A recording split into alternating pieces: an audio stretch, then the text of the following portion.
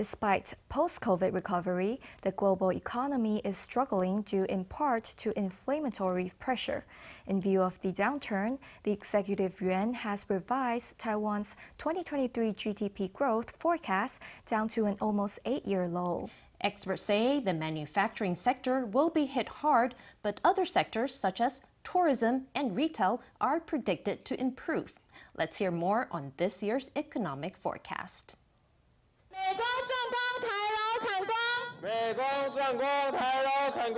American computer memory producer Micron Technology is laying off employees worldwide, and Taiwan is no exception.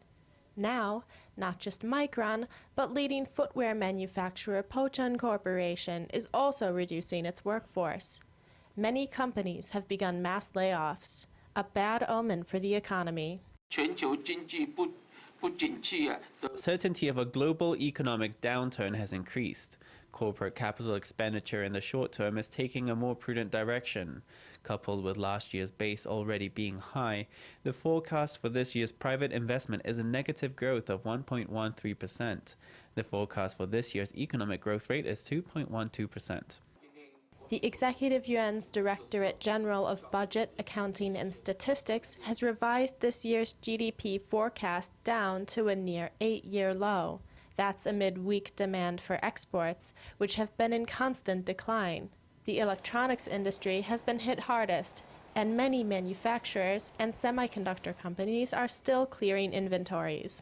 With persistent inflationary pressure, officials say going over the 2% inflation target set by the central bank has become the norm.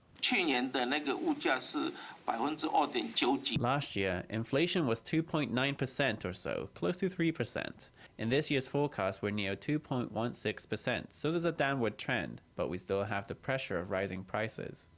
Although post-pandemic recovery and strong domestic demand have maintained momentum for growth, these factors cannot alter the reality of an overall economic recession. Times are changing. In the past, the manufacturing industry was good, but now it has too much inventory. That's because before purchases were high.